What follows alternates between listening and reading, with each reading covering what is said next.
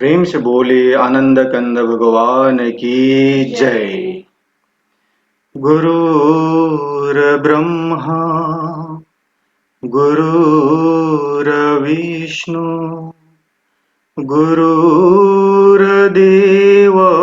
महेश्वरा गुरुर्साक्षात् परं ब्रह्मा तस्मै श्री गुरुवे नमः। बंदो गुरुपद कृपा सिंधु नररूप हरि महामोह तव पुंज जासु बचन रविकरणी कर अखंड मंडलाकारं व्याप्तं वेनं चराचरं तत्पदं दर्शितं वेनं तस्मै श्री गुरुवे नमः।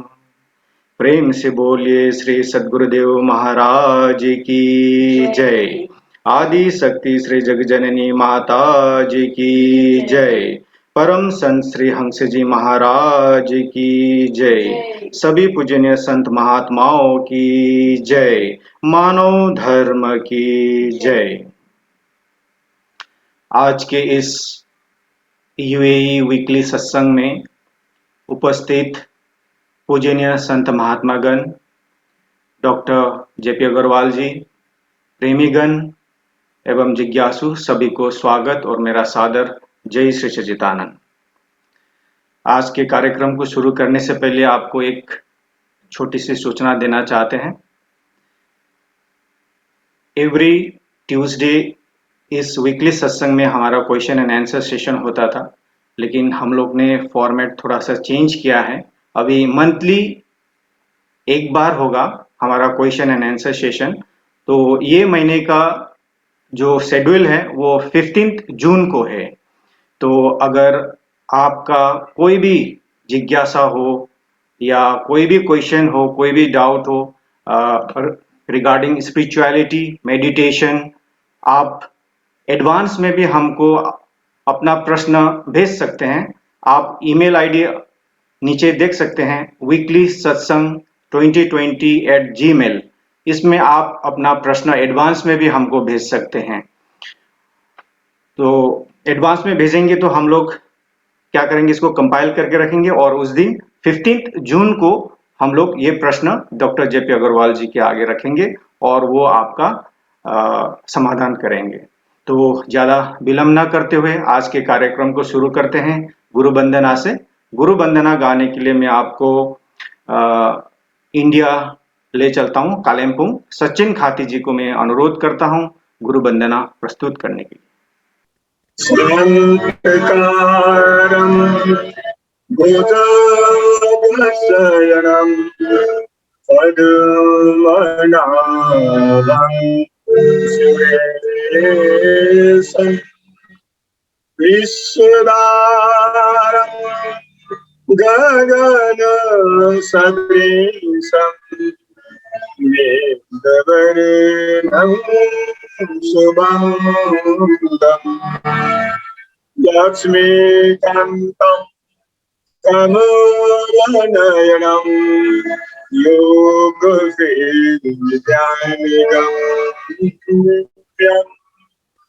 वन्दे विष्णु भवभयहरणं सर्वलोकैकनाथम्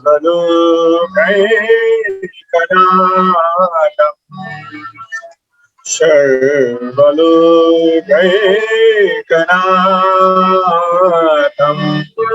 बोलिए प्रेम से श्री सद्गुरुदेव महाराज की जय। परम भारते जगत जननी श्री माता जी की जय।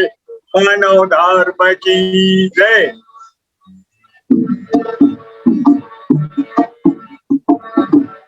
गुरु चरण कमला बलिहारी, प्रभु चरण कमला बलिहारी, मेरे मन की सुविधा हरि रे मन की दुविधा हरि रे चरण कमला मणि हरे प्रभु चरण कमला मणि हरे भवसागरा नीरा पार भवसागरा नीरा पार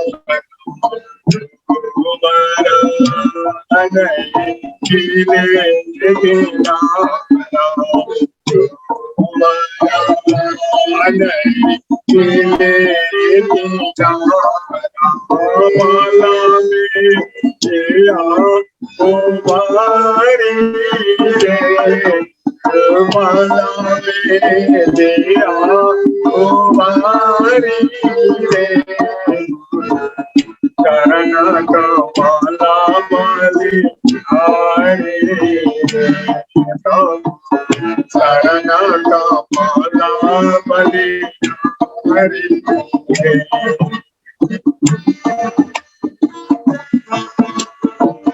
हरे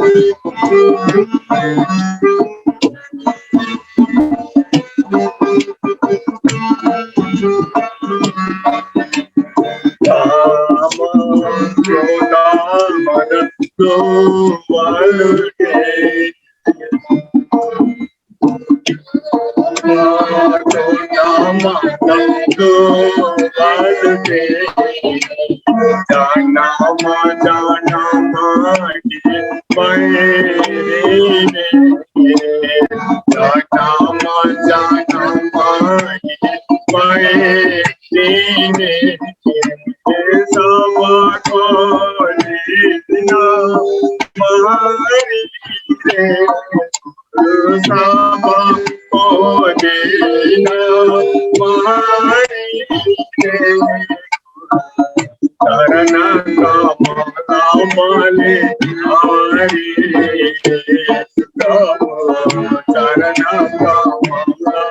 बलि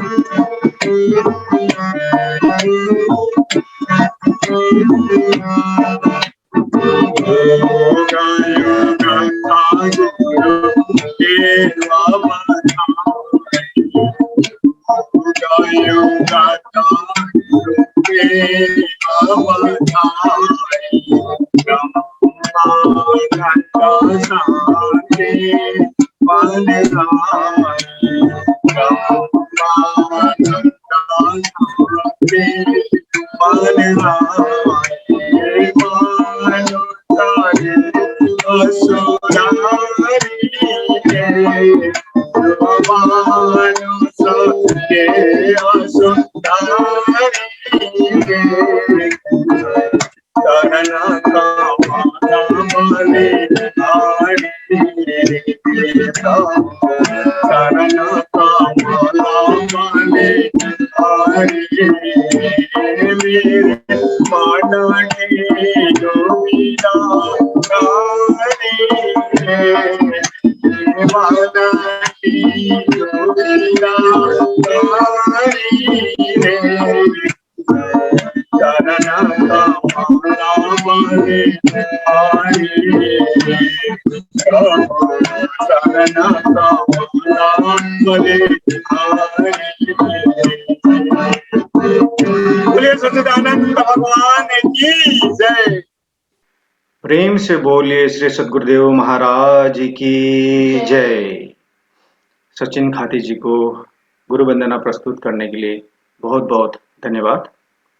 अभी सत्संग होगा। सत्संग के लिए आज हम लोग सीता माता का जन्म भूमि जनकपुर नेपाल आपको ले चलते हैं। हम यशोबाई जी को मैं अनुरोध करता हूं अपना सत्संग विचार रखने के लिए। बोलिए श्री सद्गुरुदेव महाराज की जय। जगत जननी श्री माता जी की जय। बंदो दीने दया कृपा सिंधु सुखधाम जगदीश्वरी तव हंस को कोटि को प्रणाम।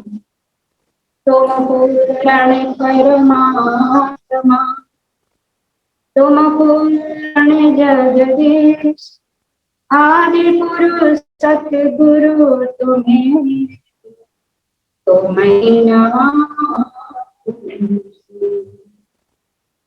बोलिए श्री सद्गुरुदेव महाराज की जय।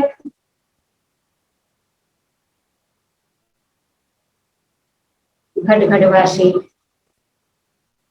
परम पिता परमात्मा ज्ञानदाता गुरु महाराज जी, उपस्थित प्रेमी सज्जनों और हमारे देश विदेश के जितने भी संत महात्मा सबको मेरा नमन है। सज्जनों, आप सब बड़े ही भाग्यशाली हैं, क्योंकि इस विषमता के वातावरण में चारों तरफ आप देख रहे हैं हाहाकार मचा, त्रायमान मची हुई है। और ऐसे भयंकर समय के अंदर भी आप सब बैठ करके उस परम पिता परमात्मा के गुणानुवाद को सुन रहे हैं, श्रवण कर रहे हैं। ये हम और आपके बड़े ही भाग है और गुरु महाराज जी की असीम दया है, उनकी कृपा है। क्योंकि भगवान की कृपा के बिना ये जो सत्संग है ये सुलभ नहीं होता। और इसलिए गुरु महाराज जी की जगत जननी श्री माता जी के आशीर्वाद हम लोगों के ऊपर है। और वैसे भी हमारे ज्ञानी संत लोग, ज्ञानी ध्यानी लोग कहते हैं कि वह सत्संग को जीवन के अंदर सुनना चाहिए, क्योंकि सत्संग से हमें जीवन के अंदर बहुत कुछ सीखने के लिए मिलता है। और इसलिए कहते हैं सत्संग को ध्यान से सुनना चाहिए। लोग कहते हैं कि भाई सत्संग तो हम सुनते हैं बैठ करके, लेकिन शरीर से हम बैठते तो हैं। और ये जो मन है ये मन बड़ा ही चंचल है, ये मन हठीला है। मन बहिर्मुखी होकर के रंगेली संसार के अंदर ये मन विचरण,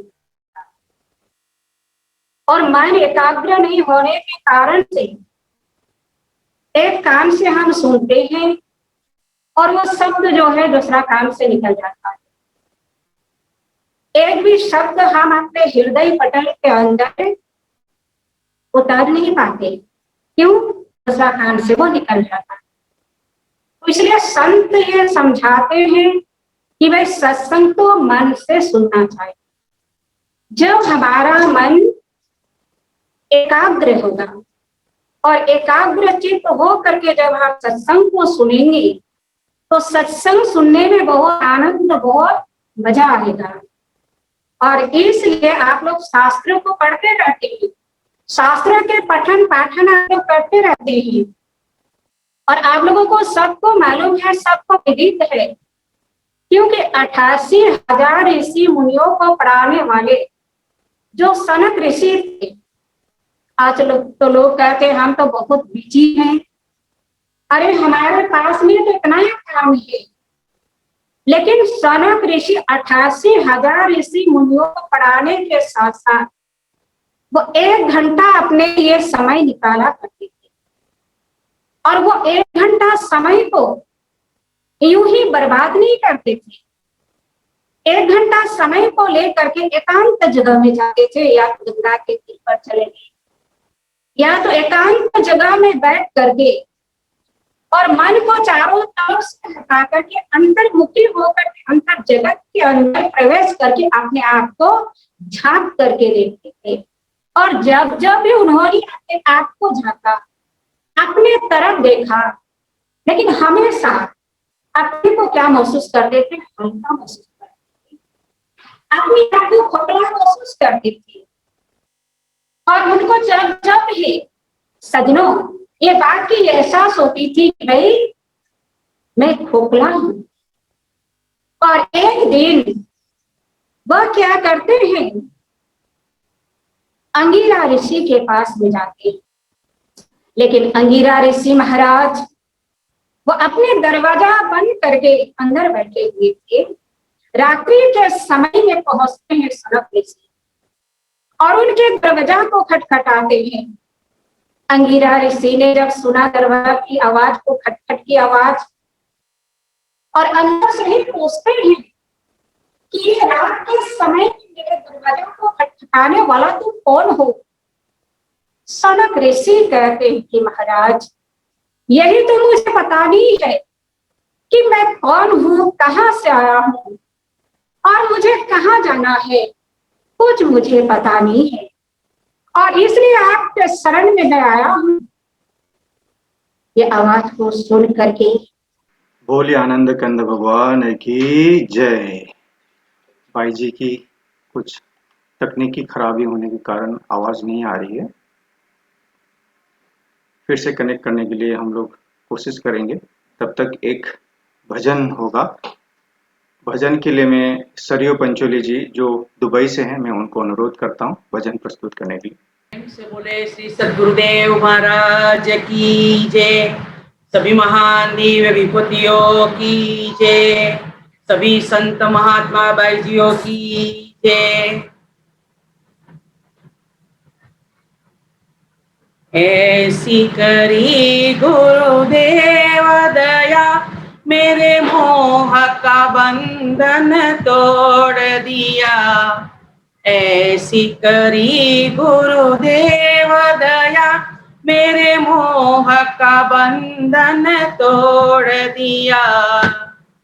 मैं दौड़ रहा दिन रात सदा, जग के सब कार विहारन में, स्वप्न समा विश्व दिखाया मुझे, मेरे चंचल चित्त को मोड़ दिया।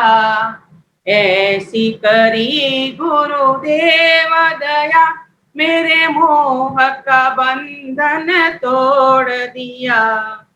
कोई से सगणे समहे सरटे, कोई पूजत पीर पैगंबर को, सब पंथ ग्रंथ छोड़ा करके एक ईश्वर में मन को जोड़ दिया।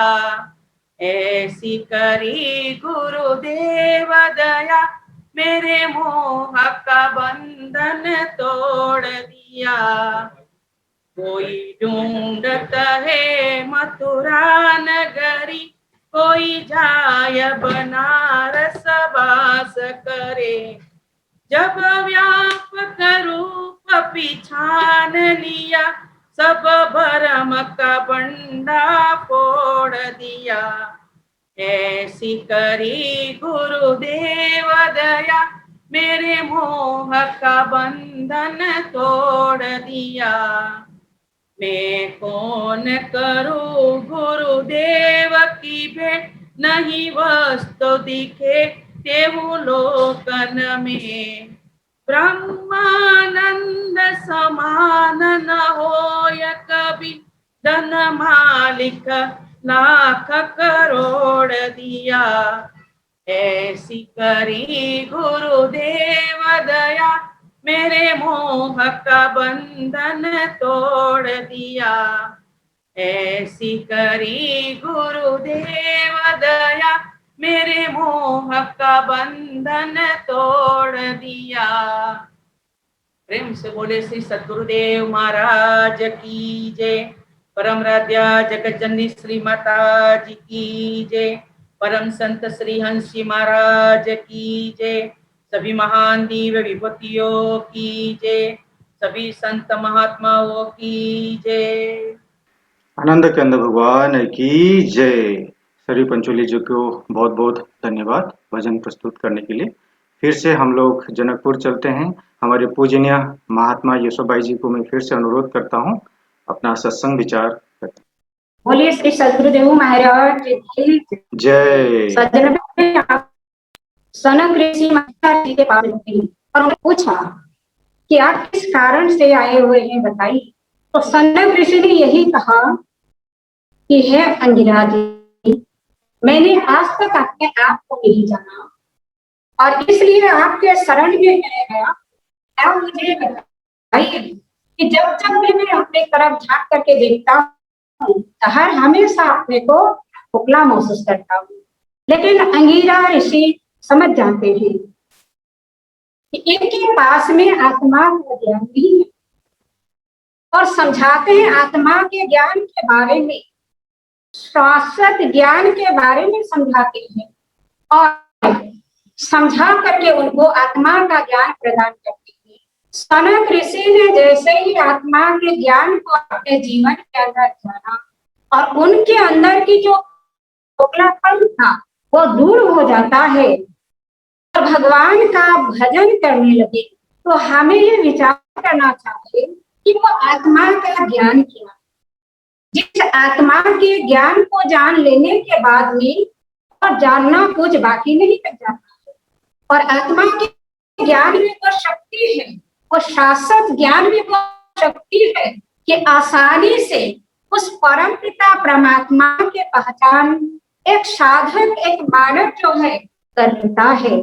और इसलिए प्रभु श्री रामचंद्र जी भी अपने समय में सारे नगरवासियों को समझाते हुए हाथ जोड़ करके और उस परम पिता परमात्मा के भजन के बारे में, भक्ति के बारे में समझाते थे कि और हूँ एक सुगुप्तमर सबही कहा हूँ कर जोड़, शंकर भजन बिना न भक्ति न पावनी मोर। हाथ जोड़ कर क्या याद दिलाते हैं, क्या समझाते हैं। और एक सुगुप्त मत है, अति गोपनीय है और वो क्या है, शंकर भजन है। और शंकर भजन के बिना मेरी भक्ति कोई भी पा नहीं सकता। अब हमें सज्जनों ये विचार करना होगा कि वो शंकर का भजन क्या है, जिस भजन के लिए भगवान राम इशारा करते हैं और भगवान शंकर की माता पार्वती जी को समझाते हुए कहते हैं कि पार्वती राम रमेति रमेति राम रमे मन रमे सहस्त्र नाम तातुल्यम राम नामे राम के अंदर भी रमन करने वाला वो जो सर्वव्यापक परम पिता परमात्मा का नाम है, ज्ञान है और वो जरे जरे के अंदर है। लेकिन उस ज्ञान को जाने बिना कोई भी मेरी भक्ति को पा नहीं सकता। एक तरफ तो भगवान राम शंकर की तरफ इशारा करते हैं और भगवान शंकर को राम की तरफ इशारा करते हैं कि राम के अंदर भी रमन करने वाला वह है ज्ञान। और सच ये दोनों एक दूसरे की तरफ जो इशारा करते हैं, लेकिन वो बीच में तीसरा व्यक्ति कौन है? जो भगवान राम भी उसी के तरफ इशारा करते हैं और भगवान शंकर भी। तो तीसरा का ज्ञान होना जीवन के अंदर बहुत जरूरी है। और तीसरा का ज्ञान हमें कौन कराएगा? जिसका भजन स्वयं भगवान शंकर भी करते हैं और भगवान राम भी करते हैं, जिसका सुमिरन, और वो पार ब्रह्म परमेश्वर है। और उनका ज्ञान प्राप्त करने के लिए जीवन के अंदर समय के तत्वदर्शी महान पुरुष की आवश्यकता है। और सदगुरु महाराज जी ही वो पार ब्रह्म परमेश्वर का ज्ञान देते हैं। और वो ज्ञान जब एक व्यक्ति, एक मानव, एक जीव अपने जीवन के अंदर ज्ञान लेता है तो सजनों उसका जीवन जो है जीवित हो जाता है। और बिना ज्ञान के कोई भी भगवान को पहचान नहीं सकता। मीरा के सामने भगवान किस रूप में आते हैं? सर्प के रूप में आते हैं कि नीला मीरा के निराली पी गए जहर की प्याली। और ऐसे गिरिधर फसाया हर श्वास में, जब आया काला नाग बोली धन्य मेरे भाग, प्रभु आए हो काला के निवास में, आओ आओ बलिहार काले कृष्ण मुरार। बड़े करुणा है करुणा निधान की, जरे जरे में भगवान की इसे सुनने वाली आंख ने पहचान की। मीरा ने भगवान को कैसे पहचाना? भगवान तो उसकी परीक्षा को लेने के लिए आए थे, लेकिन मीरा को देख करके और खुशी के मारे झूमने लगी कि आज बड़ी मेरे पर भगवान दया हुई है, भगवान की कृपा हुई, क्योंकि भगवान मुझे। प्रेम से बोले आनंद कंद भगवान की जय। माफी चाहते हैं, भाई जी की नेटवर्क थोड़ा इशू होने के कारण सही वीडियो और ऑडियो नहीं आ रहा है। तो आज का दूसरा सत्संग हम लोग शुरू करते हैं। डॉक्टर जेपी अग्रवाल जी को मैं अनुरोध करता हूं अपना सत्संग विचार रखने के लिए। बोलिए आनंद कंद भगवान की जय। आज हम लोगों का सौभाग्य था कि हम पूज्यवर भाई जी से बहुत ही सुंदर सत्संग सुन रहे थे। और सत्संग का महत्व भी यही है कि सत्संग हमें इस बात को समझाता है कि हम कौन हैं, कहां से आए हैं, कहां जाना है, किस लिए आए हैं और जाने की तैयारी क्या करनी है। ये सारी बातें हमको सत्संग से समझ में आती है। इसलिए जब तक हम सत्संग से प्रेम नहीं करेंगे, सत्संग को महत्व नहीं देंगे, तब तक हम इन चीजों से वंचित रहेंगे। संसार की मोह माया में फंसे रहेंगे और जाते समय पछताते हुए जाएंगे कि अरे जिस काम के लिए मैं मनुष्य शरीर मिला था, ये स्पेशल ब्रेन मिला था, वह सारा मेरा प्रोजेक्ट अधूरा रह गया। तो सज्जनों, सत्संग हमको जागृति देता है, समझाता भी है कि मैं कौन हूं। हम जो मैं शब्द बोलते हैं, ये मैं कौन बोल रहा है? जब ये आत्मा निकल जाती है शरीर से, जो चेतना निकल जाती है, शरीर में नहीं बोलता। तो जो मैं बोला जा रहा है वो चेतना की शक्ति से बोला रहा है। और हमारा वास्तविक स्वरूप भी चेतना है, हम शरीर नहीं है। शरीर रूपी घर में हम आए हैं, किसी प्रोजेक्ट को लेकर आए हैं। इसमें हमको बहुत सी सामग्री मिली हुई है। सबसे स्पेशल तो कंप्यूटर मिला हुआ है। आप देखिए, घर में कंप्यूटर नहीं हो तो हम कुछ भी काम नहीं कर सकते। मोबाइल का ये, कंप्यूटर का ये, प्रोसेस एक ही है। कितना जरूरी हमारे लिए हो गया है। ये घर में भी जब हम आए तो हमको भगवान ने एक स्पेशल ब्रेन रूपी कंप्यूटर दिया है। और ये कंप्यूटर दूसरे घरों में नहीं मिलेगा और शरीरों में नहीं मिलेगा। इसलिए मनुष्य शरीर को बड़े भाग्य से बताया गया। तो पहली बात तो हम शरीर नहीं है, चेतना है। कहां से आए हैं? अपने घर से आए हैं। ये हमारा घर नहीं है, तो टेम्पररी है। जिस घर से आए हैं वो मेरे पिता का घर है, परम पिता का घर है। मेरे असली माँ बाप का घर है, जिसको परम धाम भी कहा गया, अक्षरातीत ब्रह्म भी कहा गया, ब्रह्म लोक कहा गया। अनेक शब्दों में लोग तो अलग अलग लोग बता देते हैं, पर वो जो परम धाम है, जहां पर इन्फिनिटी है, वो एक ही है। सब धर्मों के लिए एक है। ये नहीं एक धर्म वाला अलग जाएगा, मुक्ति होने के बाद दूसरे धर्म वाला अलग जाएगा। भगवान की यहाँ पक्षपात है ही नहीं। तो उस घर से आए हैं, गेम खेलने के लिए आए थे, भटक गए हैं और भटक के 84 लाख में फंस भी गए, मन के बंधन में बंध गए। अब दोबारा घर को वापस जाना है और उसके लिए जो भी काम करना है इसी मनुष्य जीवन में करना है। ये ही चांस है। कहते नहीं, यही घड़ी यही बेला साधो, यही घड़ी यही बेला रे।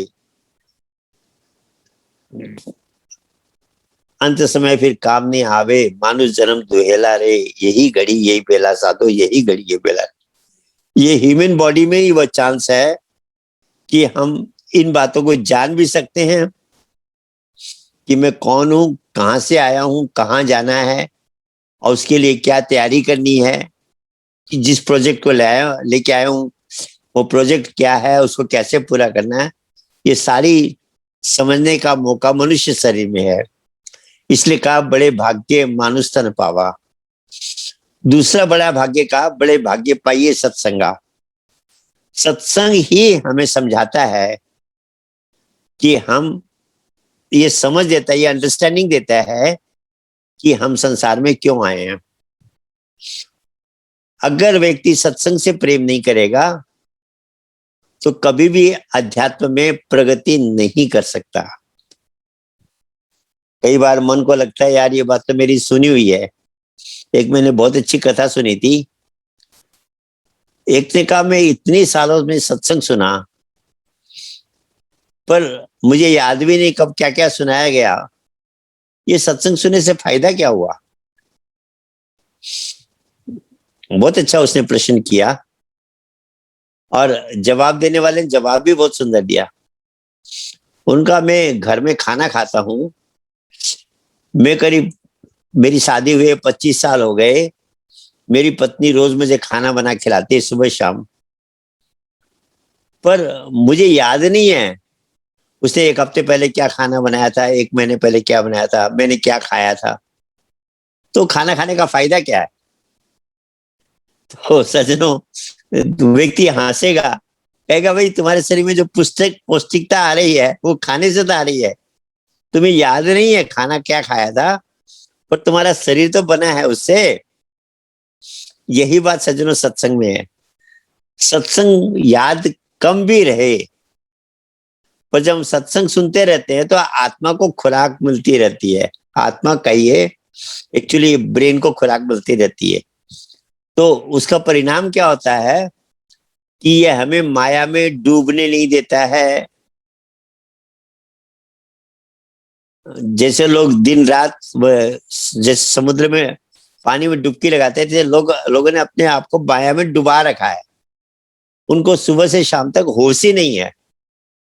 और जो व्यक्ति सत्संग को सुनता है उसे ये बात याद रहती है कि भाई मेरा इस संसार में रहना टेम्परेरी है, मैंने एक दिन जाना है और जाने से पहले तैयारी भी करनी है अगले जर्नी की।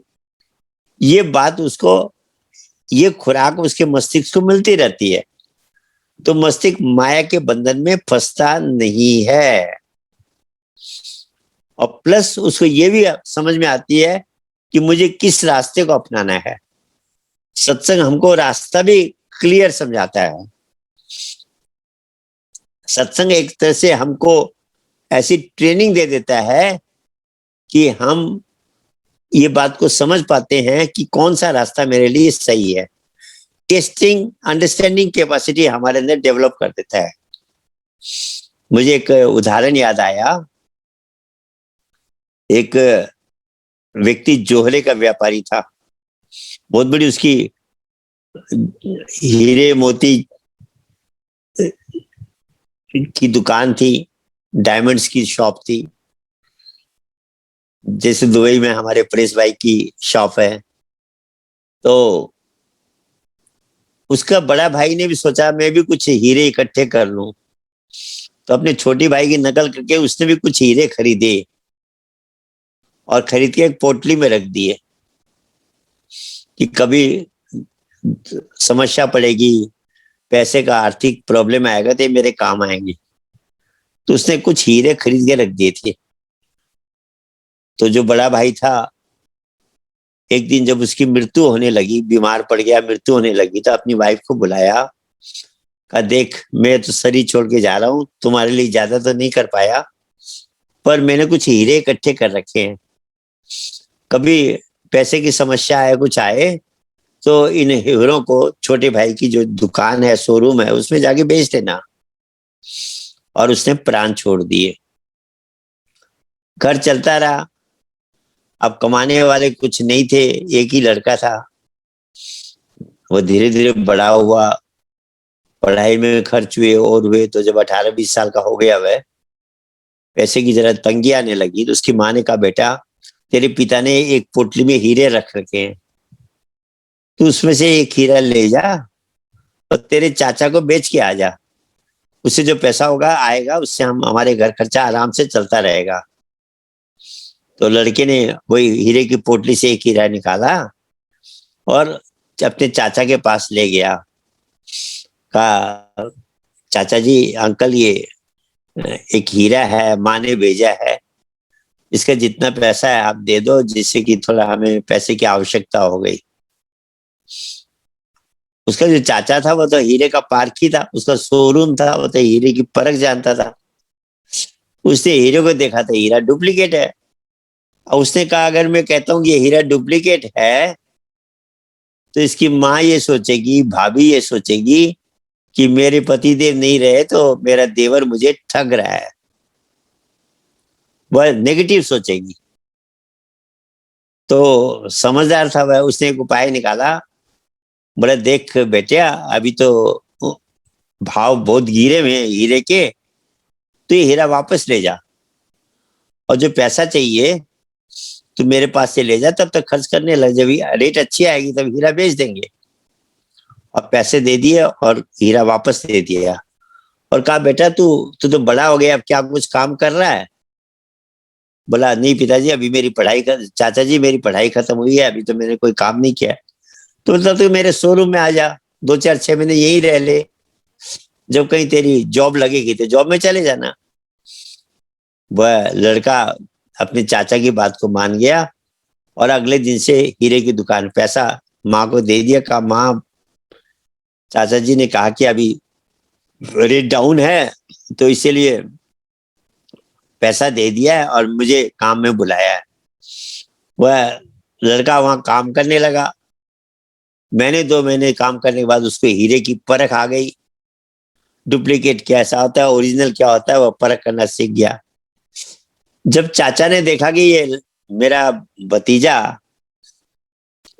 सीख गया है हीरे की परख, असली और नकली की। हम सत्संग में भी तो, सत्संग की भी तो यही विशेषता है, असली गुरु, नकली गुरु, असली ज्ञान, नकली ज्ञान, फिजिकल नॉलेज, मेटाफिजिकल नॉलेज, सबकी परख करना सिखा देता है। तो जब सीख गया तो कहा बेटा अब हीरे की रेट ठीक है, तू हीरा ले आया हुआ और इसको बेच देते हैं। लड़का घर में गया, उसने पोटली खोली, अपने पिता की रखी पोटली हीरो की, और उसमें से एक एक हीरा ले रहा है, उसको टुकड़े करके फेंक रहा है। ऐसे करते उसने सारे हीरे टुकड़े करके फेंक दिए। माँ कहने लगी बेटा तू कर क्या रहा है, तेरे पिताजी की इतनी कीमती हीरे तू तोड़ तोड़ के फेंक रहा है। बोले माँ ये सारे हीरे डुप्लीकेट है। पहले चाचा जी कहते कि हीरे डुप्लीकेट है तो हमें शंका होती, अब मैं खुद हीरे की परख करना सीख गया हूँ, इसलिए मुझे पता है ये हीरे डुप्लीकेट है। पिताजी ने हीरे तो इकट्ठे किए नकल करके, पर डुप्लीकेट हीरे इकट्ठे किए, ओरिजिनल हीरे नहीं थे। सज्जनों, बिल्कुल यही बात सत्संग करता है। जब सत्संग हम रेगुलर सुनते हैं तो ज्ञान क्या है, होना चाहिए, कौन सा ज्ञान उससे पहले अगर हम 10 गुरुओं के पास जाएंगे, 10 गुरु अपनी अपनी बात कहेंगे। अब हमको तो 10 अच्छा लगे, क्योंकि मीठी बात करते हैं, बहुत प्रेम से समझाते हैं, तो हम उसी में आकर्षित हो जाते हैं। पर ऐसा नहीं है। असली जो गुरु होगा, असली जो ज्ञान होगा, वह शास्त्रों का जो भेद है, जो इसेंस है, वो प्रकट कर देगा। और ये बात एक दिन के सत्संग से समझ में नहीं आती। कहा बहुत काल करिए सत्संगा, तब होए संशय भंगा। कुछ लोग कहते हैं जी हमें आज ही ज्ञान दे दो। सत्संग की हमको क्या जरूरत है? सज्जनों, अगर हमने सत्संग को कम सुन रखा है तो वो ज्ञान फलीभूत होगा ही नहीं, हम उसको बढ़ा ही नहीं पाएंगे। ये लॉजिकल ब्रेन कोई ना कोई ऐसी शंका, डाउट क्रिएट कर देगा कि हमारा सारा जीरो बना देगा। पर अगर हमने सत्संग को अच्छी तरह सुना हुआ है, सत्संग से अगर हमारा प्रेम है, तो ये सत्संग हमारे अंदर आने वाले संशय को समाप्त करता चला जाएगा। गीता में कहा संशय आत्मा विनश्यति। अगर डाउट्स हमारे अंदर आने लग गए ज्ञान के प्रति, गुरु के प्रति, भगवान के प्रति, तो हम साधना नहीं कर पाएंगे। और सत्संग हमें इससे बचाता है। इसलिए कहा बड़े भाग्य पाइए सत्संगा। आज भाई जी रामायण की एक चौपाई सुना रही थी, उनका माइक गड़बड़ा गया कि भगवान राम कहते हैं, ओरहूं एक सुगुप्त मत, सबही कहूं कर जोर, शंकर भजन बिना नर भक्ति न पावे मोर। कि मैं गुप्त बात बता रहा हूं। देखिए, सुगुप्त मत शब्द को हम ध्यान नहीं देते। वो सिंपल बात नहीं कह रहे हैं। अयोध्या वासियों को इकट्ठा करके सत्संग सब सुना रहे थे, तो कहते हैं कि मैं एक बहुत गुप्त बात बता रहा हूं। सुगुप्त माने बहुत ही गुप्त है। अगर हम इसको अंग्रेजी में वर्ड कहें तो मेटाफिजिकल है, पराभौतिक है। और कहते वो क्या बात है कि बिना शंकर भजन के मेरी भक्ति नहीं मिलेगी। शंकर भजन बिना नर भक्ति न पावे मोर। अब सज्जनों, इसके दो अर्थ लग जाते हैं। एक तो ये हो गया कि शंकर जी का भजन करो, ओम नमः शिवाय जपो। जनरली ये लोग अर्थ यही लगा लेते हैं। दूसरा अर्थ ये भी है कि जो भजन को शंकर जी करते हैं, उस भजन को बिना किए हमें भक्ति नहीं मिलेगी, हमारा उद्धार नहीं होगा, हमें मोक्ष नहीं मिलेगा। और वास्तव में ये दूसरा अर्थ ही सही अर्थ है, क्योंकि भगवान का भजन, भगवान का सुमिरन अलग अलग है ही नहीं। अगर हम सोचते हैं कि अलग अलग सुमिरन के लिए अलग अलग महापुरुषों ने कहा, ऐसा नहीं है। जितने भी महापुरुष संसार में आए, जितने भी आए, सबने एक ही भजन, एक ही सुमिरन करना सिखाया। भाषा अलग थी, समझाने का तरीका अलग था, पर अलग अलग नामों को जपने के लिए किसी ने नहीं कहा, सबने एक ही कहा। और यही बात शंकर पार्वती के दृष्टांत में भी आती है। देखिए, संतों का संग बहुत मायने रखता है। पार्वती जी वो भगवान के नाम को नहीं जानती थी, उनको यह आत्मज्ञान प्राप्त नहीं हुआ था। मैं तो आजकल आत्मज्ञान के बदले गर्भ ज्ञान यूज कर रहा हूँ, क्योंकि आत्मज्ञान शब्द को इतना कॉमन बना दिया है लोगों ने कि वो कुछ भी कहते यही आत्मज्ञान है। गर्भ ज्ञान कहने से थोड़ा सा अलग हो जाता है, और वो गर्भ का ज्ञान ही आत्मज्ञान है। हर बच्चे को भगवान जो गर्भ में ज्ञान देता है, जो साधना सिखाता है, जो मेडिटेशन सिखाता है, वही एक्चुअली आत्मज्ञान, ब्रह्म ज्ञान, स्पिरिचुअल नॉलेज, मेटाफिजिकल नॉलेज, कुछ भी कहिए आप, वही ज्ञान है। ओरिजिनल ज्ञान वही है। जितने भी महापुरुष आए संसार में, जितने भी आए, सबने उस ज्ञान को प्रैक्टिकल कराया अपने शिष्यों को, क्योंकि वहां भाषा थी नहीं। लोग तो कहते हैं जी उस ज्ञान के बारे में हमको टिप्स दे दो, वीडियो से समझा दो। सज्जनों, जहां वहां मस्तिष्क से नहीं बना था, रचना नहीं हुई थी, मस्तिष्क की रचना ही, ये बायां मस्तिष्क एक्टिवेट ही नहीं हुआ था, भाषा थी नहीं, ईश्वर ने कौन सा वीडियो से कैसे वो साधना सिखाई होगी? वो साधना मेटाफिजिकल है, पराभौतिक है, भाषा में नहीं है, शास्त्रों में नहीं है, वो तो अनुभूति की चीज है। और जब हमें कोई सच्चा महापुरुष मिलता है तो उसकी अनुभूति कराता है।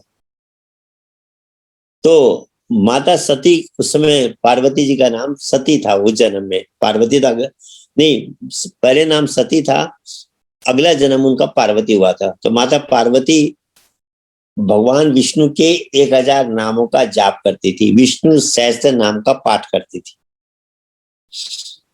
और ये उन्होंने यही सोच रखा था यही सब कुछ है। भगवान शंकर भी मस्त, बिना जिज्ञासा के ज्ञान देना नहीं चाहिए, तो वो भी चुप थे, बोले जो कर रही करने दो। एक दिन घूमते हुए नारद जी आ गए।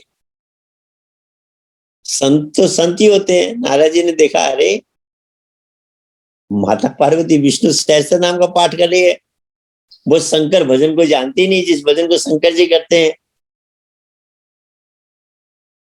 अद्भुत बात है, भगवान शंकर जिस नाम को जप रहे हैं वो शंकर भजन को माता पार्वती नहीं जानती, उनके अर्धांगिनी होते हुए भी।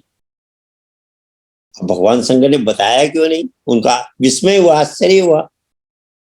तो पूछ बैठे माँ पार्वती से कि माता एक बात पूछूं? बोले हाँ बोलो। बोले आपके और भगवान शंकर में कुछ अनबन है क्या? आपस में बोलचाल नहीं है क्या? हम बोली कैसी बात करते हो, हमारी तो बहुत अच्छी बोलचाल है, खूब प्रेम है। बोले मुझे तो शंका हो रही है इस बात पे। बोले नारद तुम्हारी आदत है शंका करने की, भगवान शंकर और मेरा तो अटूट प्रेम है, दोनों में बहुत अच्छा प्रेम है। बोले अगर ये बात है तो फिर भगवान शंकर आपसे कोई अच्छी बात क्यों छिपाते हैं? बोले क्या मतलब? भगवान शंकर मेरे से छिपाए? वैसे भी वो भोलेनाथ हैं, वो उनके अंदर पेट में कुछ रह ही नहीं सकता, और वह छिपा के रखे तो पॉसिबल ही नहीं है। मैं तो उनकी सब बात जानती हूँ, उनके बारे में तुम तो कुछ भी नहीं जानते हो कि मैं तो बहुत कुछ जानती हूँ। बोले ना ना, एक बात छिपा रखी है, आपको बताई नहीं है।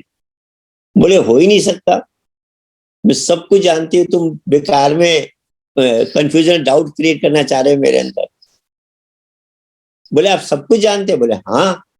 तो बोले एक बात पूछूं? बोले बताओ, पूछो। बोले भगवान शंकर ने गले में 108 मुंड कटे हुए सिर की माला पहन रखी है, और ये जितने भी सिर है सब स्त्रियों के हैं, पुरुष का एक भी नहीं उसमें। तो स्त्रियों के मुंडों की जो माला पहन रखी है वो किस स्त्री के मुंड है, उस स्त्री से उनका क्या कनेक्शन था, और क्यों ढो रहे हैं, क्या है उसके पीछे, आपको पता है? अब पार्वती चौंकी, उसने तो वो मुंड तो देख रखे थे पर उसके दिमाग में कोई बात आई नहीं। बोले ऐसे ये तो क्या क्या लगाते, चलो ये लगा रखा होगा। जब नारद ने कहा स्त्री के मुंड है, स्त्री के कटे हुए सिरों को ढो रहे हैं माला बना करके, क्या है उसका कारण, और वो कौन स्त्री है, क्या कनेक्शन था उनका इनसे? अब पार्वती को बोली ये तो मैं नहीं जानती। बोले हाँ तभी तो मैंने कहा ना बहुत सी बातें आपको बताई नहीं। मैं चला नमो नारायण हरि करके, नारायण जी चल दिए। अब माता पार्वती परेशान, क्योंकि पुरुष के सिर होते तो चलो कोई बात नहीं, स्त्रियों के सिर है, वो कौन स्त्री, क्या कनेक्शन था, वो तो अनेक बातें दिमाग में घूमने लगी। ये लॉजिकल ब्रेन के दिमाग में शंका पैदा हो जाते, फिर तो अनेकों परमुटेशन कॉम्बिनेशन बना लेता है। तो शाम को जब भगवान शंकर आए, रोज पार्वती दूसरी थी, आज पार्वती बदली हुई है। भगवान शंकर चेहरा देख के बोले पार्वती बात क्या है? बोले नहीं कुछ नहीं है, आपसे मैं नाराज हूं। बोले क्यों, क्या हुआ? बोले आप मेरे से छिपाते हो बात को, सब बात बताते नहीं। अरे बोले पार्वती मैं क्यों छिपाऊंगा, मैं तो तुमको सब कुछ बताता हूँ, क्या नहीं बता रखा मैं? बोली आपने जो गले में माला पहन रखी है स्त्रियों के सिर की, ये किसके सिर है, क्या है? अरे बोले पार्वती ऐसे पहन रखी है, कोई खास बात।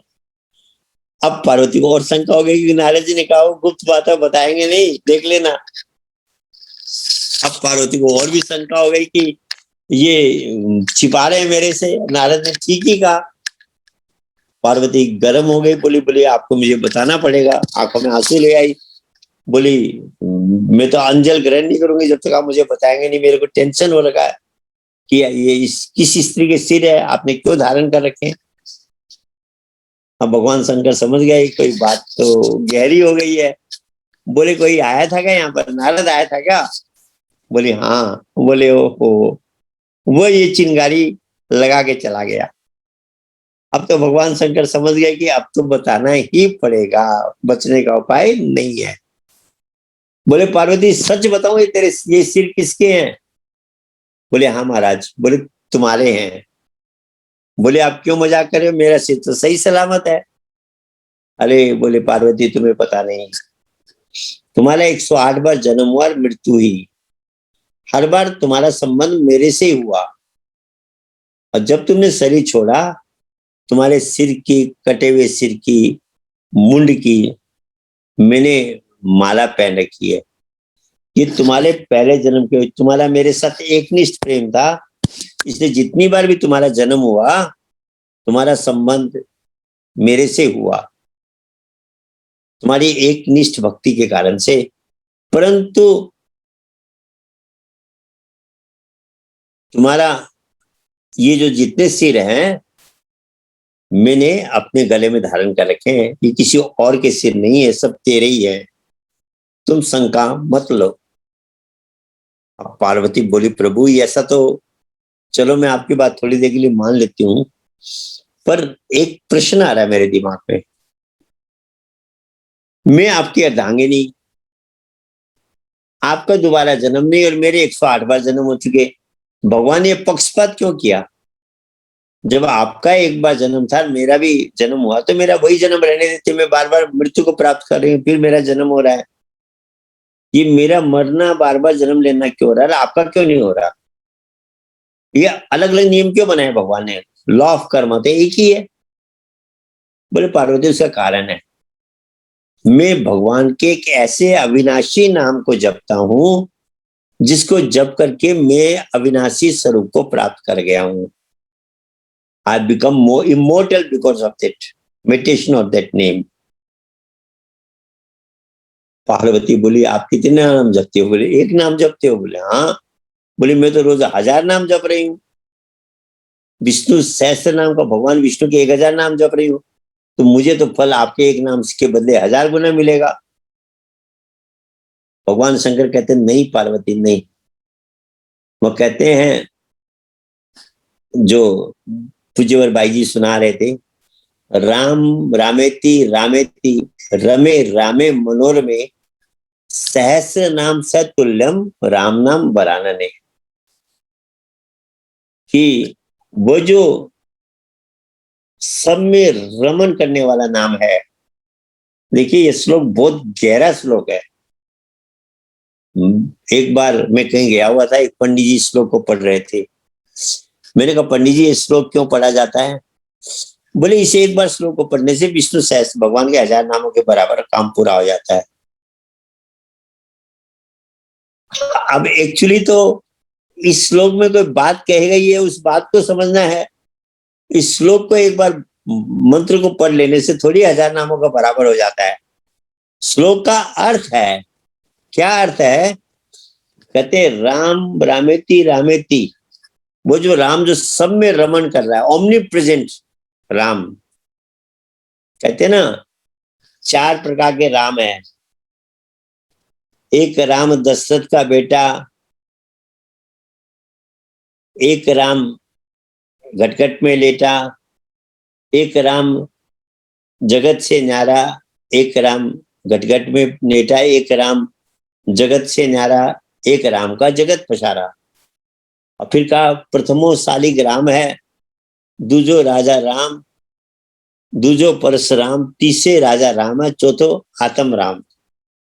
तो वो जो राम का मतलब रमनते यस्मिन योगिन स रामा, जो सब में व्यापक है, ओमनी प्रेजेंट है। साइंस भी इस बात को स्वीकार कर चुकी है कि हर कण के अंदर एनर्जी है। अभी जो ये नई क्वांटम फिजिक्स निकली है। क्वांटम फिजिक्स कहती है अगर एक टेबल भी है, ये टेबल भी जीवित है, इसके अंदर भी क्रिया हो रही है।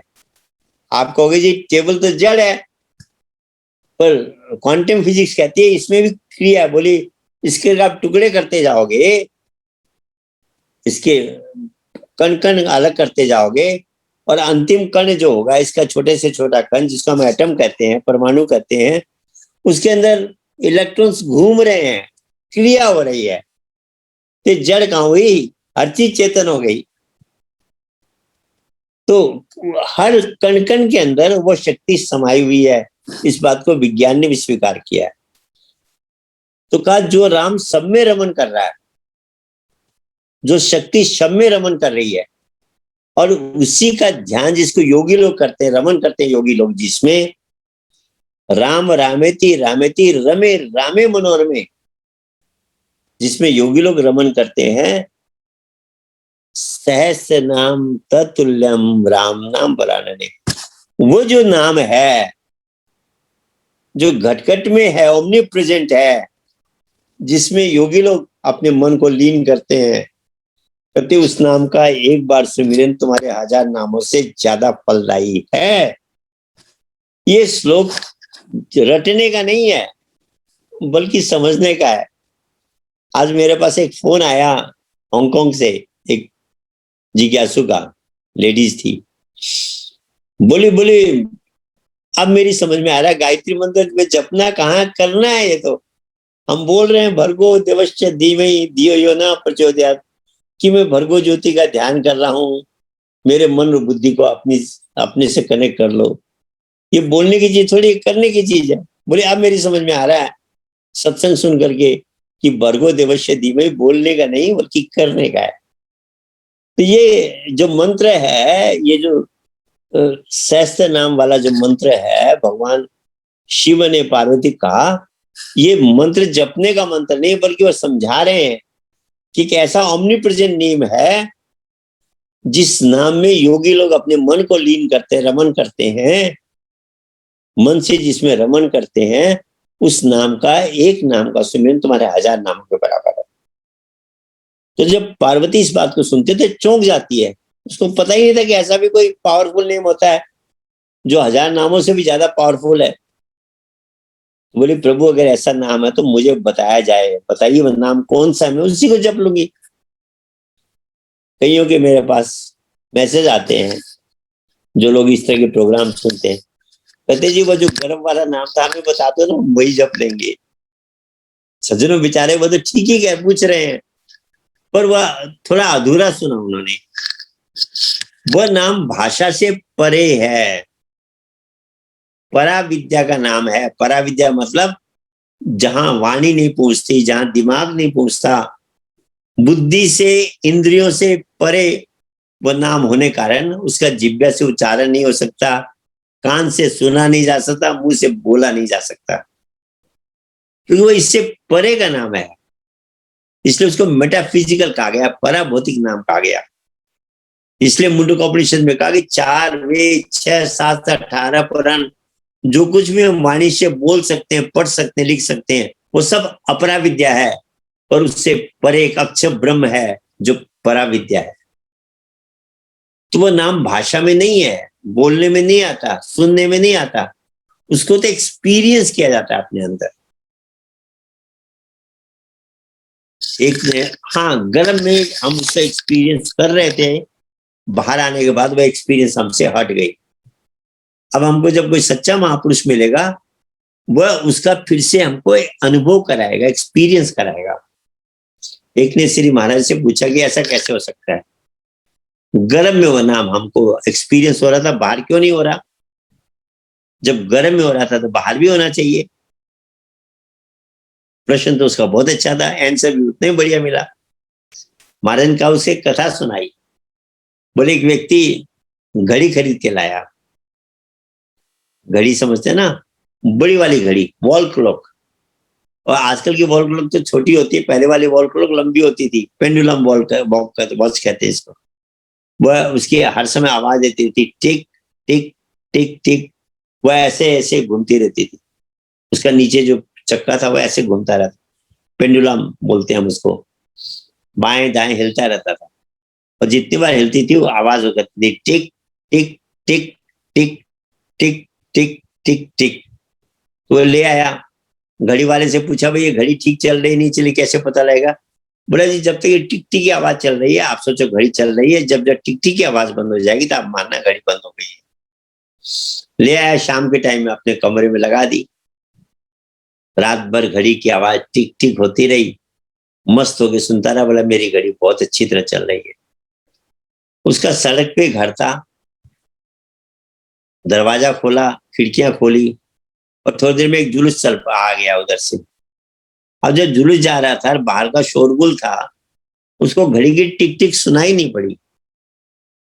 घड़ी वाले को बुलाने को भेज दिया, बोले देखो भाई तुमने घड़ी दी थी, एक ही दिन में गड़बड़ हो गई ये तो। बोला जी क्या हुआ? बोले तुमने कहा था टिक टिक की आवाज, टिक टिक की आवाज तो बंद हो गई।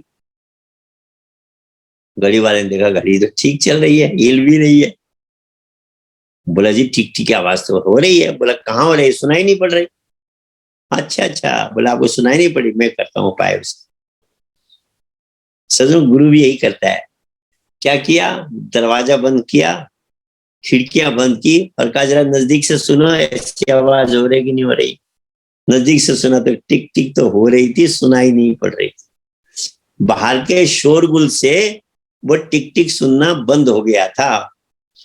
वह धीमी आवाज सुनने में नहीं आ रही थी, बाहर के शोरगुल की आवाज इतनी ज्यादा थी, उसने उसको दबा दिया। बिल्कुल यही बात हमारे साथ है।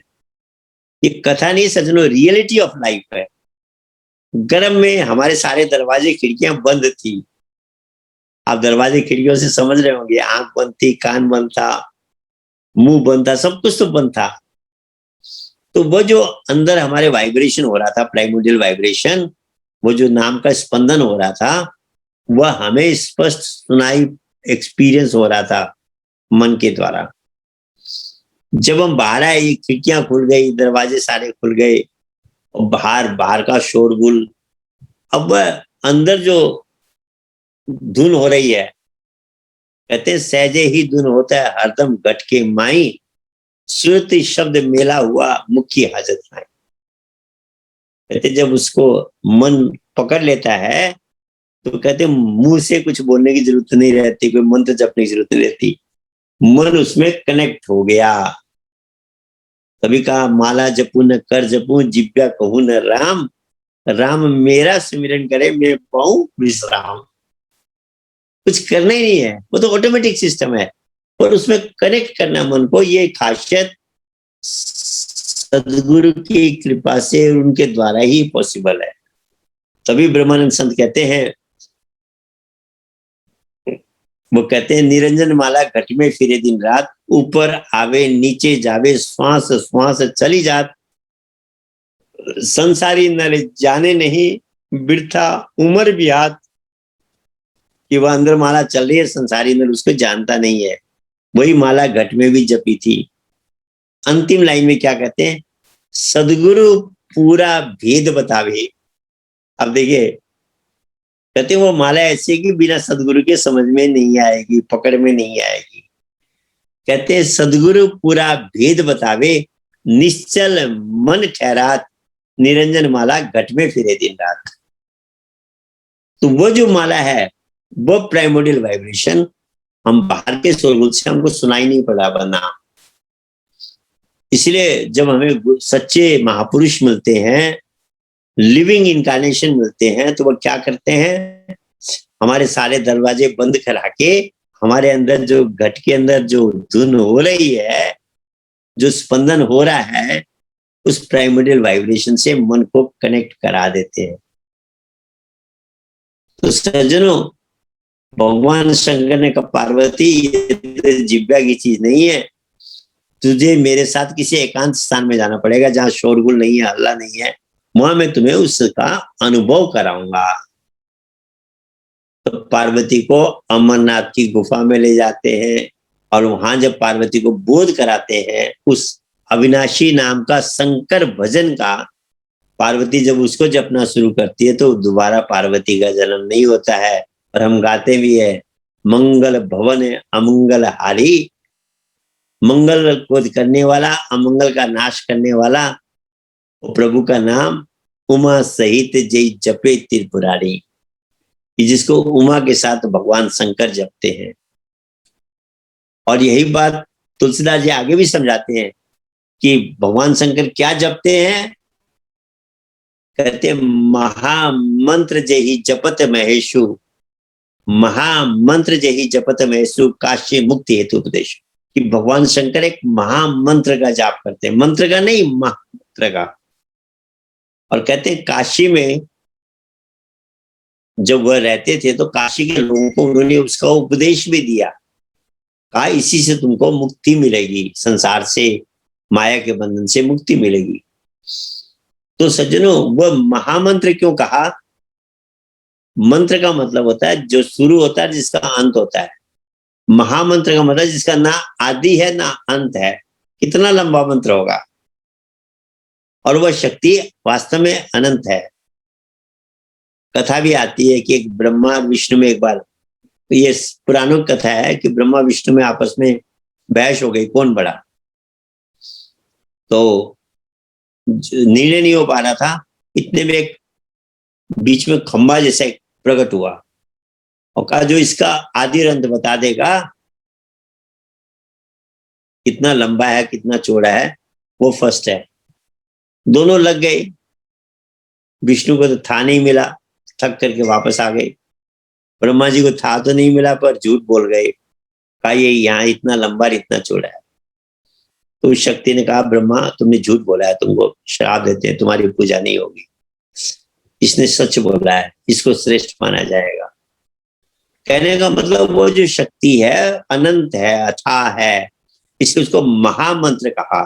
तो सज्जनों, जब भगवान शंकर ने पार्वती को उसका उपदेश दिया तब पार्वती भी अविनाशी बन गई।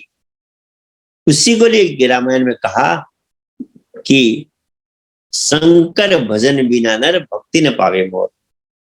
अगर आपको मालूम है कि नहीं है, महात्मा फकीरानंद जी जो आज हमारे बीच में नहीं है, हमारे बहुत वन ऑफ द श्रेष्ठ महात्मा, गुरु महाराज जी के प्रति 100%, क्या 100 को भी अगर 200% कहे तो भी थोड़ा उनके लिए टोटल डेडिकेशन जिनका गुरु महाराज के प्रति था, दरबार के प्रति था। वो जब घर में थे, इंजीनियर थे वह, तो रामायण के शौकीन थे, पूरी रामायण उनको कंठस्थ थी, उनको रामायण ही कहा जाता था। तो एक दिन हमारे कोई महात्मा सत्संग कर रहे थे, वो भी पहुंच गए वहां पर, और इस दोहे को उन्होंने सुनाई, चौपाई को सुनाया महात्मा जी ने कि और हूं एक सुगुप्त मत सभी कहूं कर जोर, शंकर भजन बिना नर भक्ति न पावे मोर। भगवान राम कह रहे एक गुप्त बात है, एक गुप्त भजन है। क्या है वह? ये बात महात्मा जी के दिमाग में लग गई और वह पीछे पड़ गए, बोले मुझे वो गुप्त बात बताओ, शंकर भजन क्या है। फिर उन्होंने उपदेश लिया, दरबार में आ गए, परिवार अपने इतना वैराग्य उन्होंने जागृत किया कि वह महात्मा पार्वती बाई जी भी फिर दरबार में आ गई और उन्होंने अपना पूरा जीवन इस ज्ञान के प्रचार में लगाया, एक इस दोहे को लेकर, इस चौपाई को लेकर कि शंकर भजन बिना नर भक्ति न पाए। तो सज्जनों, वास्तव में जितने भी शास्त्र है ये हमारे संतों ने, ऋषियों ने अपने अनुभव के आधार पर लिखे हैं। लोग रामायण पर बड़ी बड़ी चर्चाएं करते हैं। एक छोटा सा प्रश्न आप उनसे करिए कि तुलसीदास जी ने रामायण कहां से लिखी, किसकी कॉपी की? इतना बड़ा ग्रंथ कहां से नहीं लिखा? इसका आंसर भी रामायण के अंदर है। तुलसीदास जी कहते हैं कि ये कथा मैंने अपने गुरु से सुनी थी। क्या गुरु जी ने पूरी रामायण सुनाई थी क्या? नहीं, उन्होंने तो वह मेटाफिजिकल नॉलेज दिया था, गर्भ का ज्ञान दिया था। कहते ये कथा मैंने अपने गुरु से सुनी थी, ये राम की कथा पहले थोड़ी थोड़ी समझ में आई, अब कुछ और समझ में आई है, तो मैं उसको भाषा में लिख रहा हूं। और स्टार्टिंग में क्या कहते हैं, इहिम रघुपति नाम उदारा, वेद पुराण श्रुति अति सारा, विधि हरिहरमय वेद पुराण सो, अगुण अनुपम गुण निधान सो।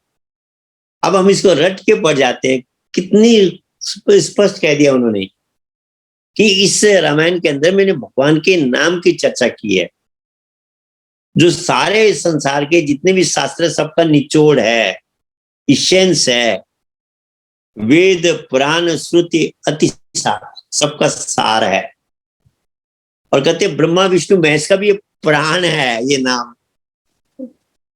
विधि हरिहरमय वेद प्राण सो, फिर कहते अगुण है, गुणों से रहित है, अनुपम है, उसकी आप किसी शब्द से उपमा नहीं दे सकते, और गुणों का खजाना है, सारे गुण उसके अंदर है, निर्गुण भी है और सारे गुणों का खजाना भी है, और उपमा नहीं दे सकते, उसको किसी शब्द से उसकी तुलना नहीं कर सकते।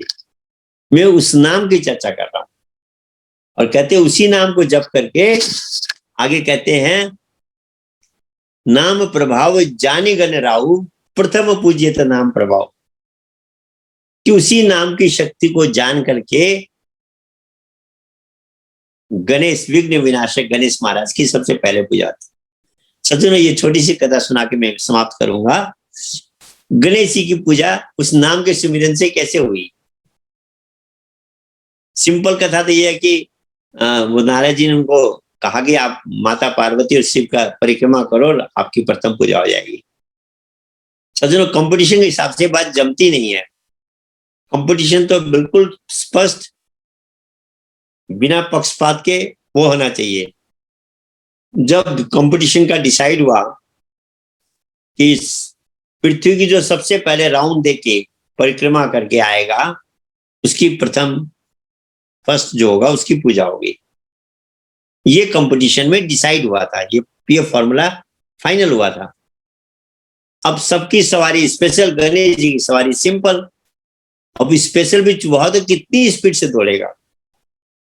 औरों के तो एक से एक वाहन थे, जैसे साइकिल और आप समझ लो कार, कितना बड़ा डिफरेंस है। गणेश जी परेशान, कंपटीशन तो डिसाइड हो गया पर मैं तो हारूंगा, ये चूहा मुझे कैसे राउंड करा देगा पूरा। वो दुखी हो गए। संजोग बस उसी समय नारद जी आ गए। संतों का मिलना बहुत भाग्य से होता है, इसीलिए कहा। इसलिए मैं हमारे विकास जी को भी, आकाश जी को भी कहता हूँ, भाई हमारे हर प्रोग्राम में कोई ना कोई संत महात्मा से, चाहे सत्संग हो, चाहे वंदना, कुछ भी ना कुछ उनके द्वारा किया जाए, तो संतों का दर्शन बहुत भाग्य से होता है और उसका बहुत लाभदायी होता है। तो नारद जी ने कहा, गणेश जी आप ऐसे दुखी होकर क्यों बैठे हो? तो गणेश जी ने सारी बात बताई। बोले अब मैं तो परेशान हूं। नारद जी ने कहा, मैं एक फॉर्मूला देता हूं आपको। मैं भगवान का जो नाम है, जो सारी समस्याओं को हल करता है, सारे प्रॉब्लम का सॉल्यूशन देता है, सारे संकटों को हरण करता है, मैं आपको उस नाम का अनुभव करा देता हूं, सिखा देता हूं जपना। आप उसका सुमिरन करो, बाकी वो आपको आपका जो भी सॉल्यूशन देगा वह। सज्जनों, नारद जी ने वेद व्यास जी को इस पावन नाम का, गर्भ में सुमिरन किए हुए नाम का, जिसकी चर्चा हम इतनी देर से करें, उसका अनुभव करा दिया, उसको जपना सिखा दिया।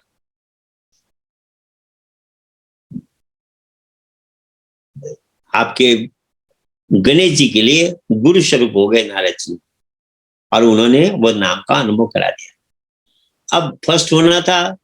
गणेश जी सीरियसली जब नाम का सुमिरन करने लगे, तो हम इस चर्चा करते हैं कि नाम राइट ब्रेन को एक्टिवेट करता है। ये बाहर के नाम नहीं करते सज्जनों, ये तो लॉजिकल ब्रेन से कनेक्टेड रहते हैं। पर जब मन को हम लॉजिकल ब्रेन से कट ऑफ करके उस नाम में जोड़ते हैं, जो नाम भाषा से, ब्रेन से परे है, इंद्रियों से, तो इसकी एनर्जी राइट ब्रेन के न्यूरॉन्स को एक्टिवेट करती है। तो जब दाहिना ब्रेन उनका एक्टिव हुआ, उसने एक फॉर्मूला दिया। अब देखिए कितना बढ़िया फॉर्मूला दिया। आप फुटबॉल को समझ लीजिए, एक फुटबॉल को कल्पना करिए। फुटबॉल की तरह तो पृथ्वी है। अब फुटबॉल के बीच में डायमीटर नापेंगे तो कितना बड़ा डायमीटर है, और फुटबॉल के ऊपर जो डायमीटर वो छोटा सा हो गया। अब पृथ्वी को इक्वेटर के बीच से कोई घूमेगा तो सारे जो देवता जितने थे कंपटीशन में बीच से घूमने के लिए निकल पड़े। आप समझिए बीच में पृथ्वी तो कितनी बड़ी है, कितना टाइम लगेगा उनको। कंपटीशन ये था कि पृथ्वी का राउंड देना है, ये नहीं था कि कहां से देना है, फिक्स नहीं था कि भाई यहीं से राउंड देना है। ये था कि पृथ्वी का राउंड जो सबसे पहले दे देगा वो फर्स्ट होगा। तो गणेश जी ने क्या किया, बीच में राउंड नहीं देके सीधा ऊपर चले गए। हिमालय का मतलब नॉर्थ पोल में चले गए। अब नॉर्थ पोल में जाने के बाद पृथ्वी के राउंड में कितनी देर लगेगी। फुटबॉल का जब ऐसे गोल है ऊपर गोल तो राउंड तो वह भी हो गया, राउंड बीच में भी राउंड हो गया और उन्होंने वो राउंड दे दिया और पूरा हो गया और कंपटीशन में फर्स्ट हो गए। अब ये बुद्धि औरों के अंदर नहीं आई, और तो बीच में राउंड दे रहे, वो सीधा ऊपर जाकर राउंड दे दिया, फर्स्ट हो गए। तो कहा नाम प्रभाव जाने गण राहु, प्रथम पूजित नाम प्रभाव। तो ये जो नाम है, प्रभु का नाम है, जिसकी चर्चा आज भाई जी हमें सुना रहे थे, इसकी जानकारी समझ सत्संग से मिलती है और इसका प्रैक्टिकल बोध गुरु महाराज जी की कृपा से होता है। और ये नाम को अगर हमने जान लिया, इसका सुमिरन कर लिया, ये अकेला नाम हमारी सारी समस्याओं को हल करेगा। और इस नाम के बिना हमारा सब कुछ अधूरा है। तभी कहा नाम राम को अंक है और साधन सब शून्य, अंक लगे 10 गुण्य है, अंक बिना सब शून्य। एक के आगे 0 लगा दो 10 हो गया, 1 0 लगा दो 100 हो गया, 1 0 लगा दो 1000 हो गया, और 1 0 लगा दी तो आपका 10,000 हो गया। अब 10,000 में से 1 हटाओगे तो कितना होना चाहिए, 9,999।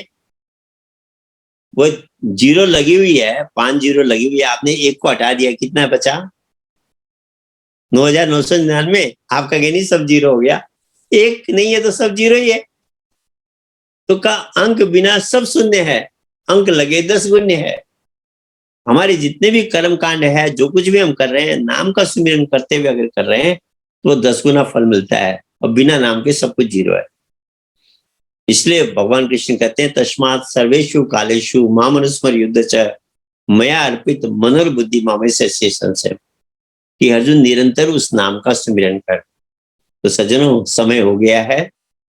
हमें सत्संग को केवल सुनना नहीं है, जैसे भाई जी समझा रहे थे, उसको समझना भी है और समझ के उसको अपने जीवन में उतारना है। तभी का सुन ही समझहि जन मुदित मन, मज्जहि अति अनुराग, लहे ही 4 फल अछत तनु, साधु समाज प्रियाग।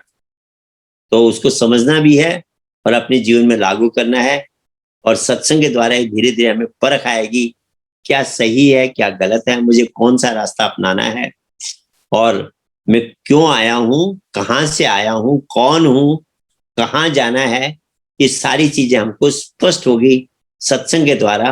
और जब हमको उस प्रभु के नाम का बोध प्राप्त होगा गुरु की कृपा से, तभी तो ब्रह्मानंद संत ने कहा, जब उनको प्राप्त हो गया तो कहते हैं गौन करूं गुरुदेव की भेंट, नहीं वस्तु दिशे त्यों लोकन में, ब्रह्मानंद समान ना होई धनी धन मानिक लाख करोड़ दिया। मैं गुरु महाराज जी की कैसे कृपा को बखान करूं।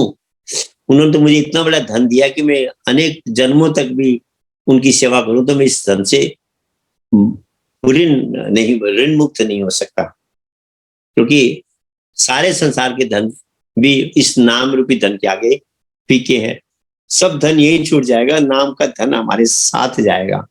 जन्म जन्म की पूंजी पाई, जग का सभी कमायो, पायो जी मैंने नाम रतन धन पायो। वस्तु अमोलक दी मेरे सतगुरु, करी कृपा अपनायो, पायो जी मैंने नाम रतन धन पायो। मीराबाई कहती है मेरे गुरु महाराज ने मुझे उस नाम का ज्ञान करा दिया। तो सज्जनों, हम भी सत्संग के द्वारा उस नाम के महत्व को समझें, और उस नाम को जिन्होंने हमने जान लिया है, अब डॉक्टर की दवाई मिल गई है, सेवन नहीं करेंगे तो वह उसका असर हमारे जीवन में नहीं आएगा। तो हमें भी इस नाम का सुमिरन करना है, और केवल सुमिरन नहीं करना, प्रचार भी करना है। स्वार्थी बन के नहीं रहना, भगवान स्वार्थी को पसंद नहीं करता है। तो जो ज्ञान हमें मिला है, जो नाम मिला है, हम भी जपें और इसका प्रचार भी करें, तभी नानक साहब की वाणी हमारे जीवन में फलीभूत होगी। आप जपे, औरों को जपावे, नानक निश्चय मुक्ति पावे। सबको मेरा धन्यवाद। जय सच्चिदानंद। प्रेम से बोलिए आनंद कंद भगवान की जय। डॉक्टर जेपी अग्रवाल जी को अति प्रेरणादायक सत्संग विचार रखने के लिए आपको बहुत बहुत धन्यवाद, और अपना अमूल्य समय निकाल के अपना आशीर्वचन देने के लिए हमारे पूजनीय महात्मा यशोबाई जी को भी बहुत बहुत धन्यवाद, और हमारे सचिन खाटी जी और सरयू पंचोली जी को भी अपना गुरु वंदना और भजन प्रस्तुत करने के लिए बहुत बहुत धन्यवाद। जैसे हमने आपको शुरू में बताया कि क्वेश्चन एंड आंसर सेशन आज नहीं हुआ, क्योंकि हम लोग ने मंथली एक बार खाली रखने का हम लोग ने डिसीजन लिया है, तो फॉर्मेट थोड़ा सा चेंज किया है। तो नेक्स्ट वीक 15 जून को हमारा क्वेश्चन एंड आंसर सेशन होगा डॉक्टर जेपी अग्रवाल जी के साथ। तो आप अपना प्रश्न एडवांस में भी हमको भेज सकते हैं, नीचे ईमेल आईडी भी दिया हुआ है weeklysatsang2020@gmail.com, उसमें भी भेज सकते हैं, और मुझे डायरेक्टली मैसेज भी कर सकते हैं। तो नेक्स्ट वीक हमारा क्वेश्चन एंड आंसर सेशन होगा, तो उसमें आप लोग जरूर भाग लीजिएगा और अपना प्रश्न रख सकते हैं। तो आज के हमारे ये कार्यक्रम को गुरु वंदना छोटी सी प्रार्थना से अंत करते हैं। आनंद कंद भगवान की जय। त्वमेव माता च पिता त्वमेव बन्धु च सखा त्वमेव विद्या द्रविणं त्वमेव सर्वं मम देव त्वमेव सर्वं मम देव त्वमेव सर्वं मम देव। प्रेम से बोले श्री सद्गुरुदेव महाराज की जय। जगजननी श्री माता जी की जय। परम संत श्री हंस जी महाराज की जय। सभी संत महात्माओं की जय। मानव धर्म की जय।